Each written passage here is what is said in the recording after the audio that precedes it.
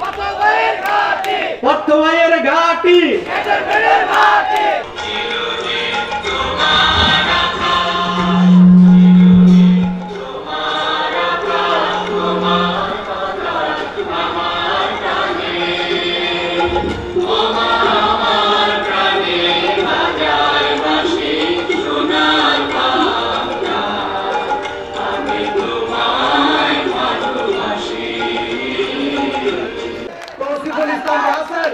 সাধারণ সম্পাদক মোহাম্মদ রাকিব হোসেন, সাংগঠনিক সম্পাদক শওকত আলী মামুন, সকলকে বাংলাদেশ জাতীয় ছাত্র সমাজ কেন্দ্রীয় সংসদ এবং ঢাকা মহানগর উত্তরের পক্ষ থেকে সংগ্রামী শুভেচ্ছা এবং অভিনন্দন।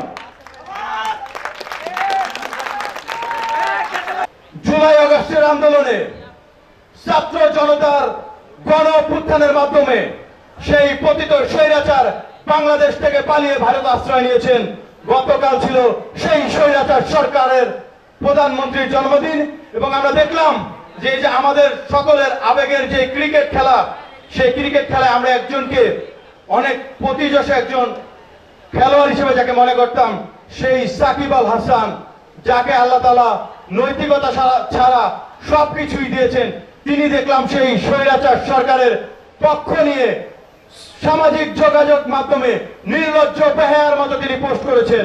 আমরা সেটিকে ধিক্কার জানাই, নিন্দা জানাই। এই আসন আমাদের প্রাণপ্রিয় নেতা ব্যারিস্টার আমদানি ভ্রমণ পার্থ ভাইয়ের আসন। আমরা এখানে সকলেই কর্মী। এই এলাকার আগামী দিনের নেতৃত্ব এই সুশীল সমাজ সর্বস্তরের মানুষজনকে যদি নেতৃত্ব দেয়, যদি কোনো মানুষ নেতৃত্ব দেওয়ার মতো অবস্থান থাকে, যিনি আগামীর গণতন্ত্র পুনরুদ্ধার করার জন্য সংগ্রাম করেছে, জেল জুলুম খেটেছে, সেই প্রাণপ্রিয় নেতা ব্যারিস্টার আমদানি ভ্রমণ পার্থ ভাই আগামীতে আপনাদের এই সদর আসন তথা ক্যান্টনমেন্ট থানাকে নেতৃত্ব দিবে। বিগত সময় যারা 17 আসনে নেতৃত্ব দিয়েছে তারা সেই গুলশান বনানী এলিট শ্রেণী পর্যন্ত সীমাবদ্ধ রয়েছে। যে গুলশান বনানীর বাইরেও এই ক্যান্টনমেন্ট ভাষানটেক বা এই প্রত্যন্ত কিছু এলাকাও যে রয়েছে, আমার মনে হয় না তারা তাদের বোধগম্য রয়েছে। আমরা বিশ্বাস করি ব্যারিস্টার আমদানি ভ্রমণ পার্থ ভাইয়ের নেতৃত্বে আগামীতে এই ক্যান্টনমেন্ট এবং ক্যান্টনমেন্টের আশেপাশে যত প্রত্যন্ত এলাকা রয়েছে প্রত্যেকটি এলাকায় ব্যারিস্টার আমদানি ভ্রমণ পার্থ ভাইয়ের নির্দেশনায় আমরা পৌঁছে যেতে চাই। আমরা এলাকার মানুষের সমস্যার কথা শুনতে চাই, আমরা তাদের কাছে যেতে চাই। আমরা বিশ্বাস করি আমরা ব্যারিস্টার আমদানি ভ্রমণ পার্থ ভাইয়ের যে স্বপ্ন, সেই স্বপ্ন বাস্তবায়নের লক্ষ্যে প্রত্যেকটি মানুষের কাছে পৌঁছে যাবো ইনশাআল্লাহ। বাংলাদেশের রাজনীতিতে যদি পরিবর্তন করতে হয়, ভালো মানুষদের রাজনীতিতে আসতে হবে। আর ভালো মানুষের সংখ্যা যদি বুঝতে হয়, রাজনীতিতে ব্যারিস্টার আমদানি ভ্রমণ পার্থ ভাইকে দেখতে হবে, যিনি সংসদে ছিলেন, যিনি এদেশের মানুষের অধিকার নিয়ে কথা বলেছেন, এদেশের মানুষের সমস্যাগুলা ধরে ধরে সমাধান করার চেষ্টা করেছেন। তিনি ব্যারিস্টার আমদানি ভ্রমণ পার্থ ভাই। আমরা অত্যন্ত সৌভাগ্য, কারণ ব্যারিস্টার আমদানি ভ্রমণ পার্থ ভাই আমাদের নেতা, আমরা তার ছত্রছায়ায় রাজনীতি করি। 52-তে যারা জীবন দিয়েছিল ভাষার জন্য, সেই 5 জন ছিল ছাত্র।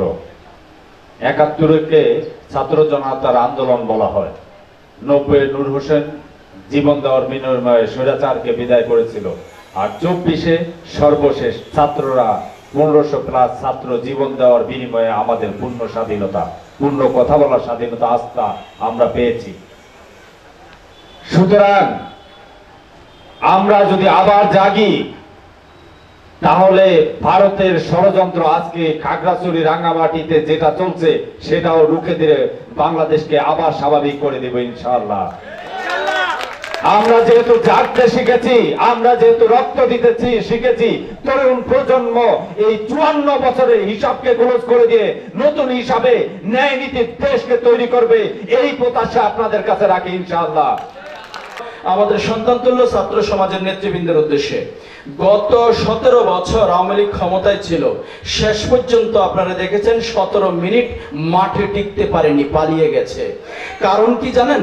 এই 17 বছর আওয়ামী লীগ দলের নেতৃবৃন্দের নেতা তৈরি করে না, নেতৃত্বের উপরে নির্ভরশীল ছিল না।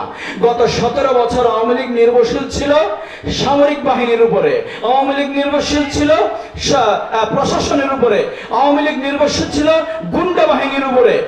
এই কারণে গত 17 বছরে আওয়ামী লীগ শেষ পর্যন্ত 17 মিনিট মাঠে টিকতে পারেনি।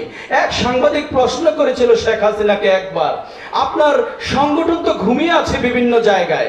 শেখ হাসিনা উত্তর দিয়েছিলেন, ঘুমাক, সময় মতো আমার সংগঠন জেগে উঠবে। আওয়ামী লীগ আর জেগে ওঠে না, চিরদিনের জন্য ঘুমিয়ে গেছে।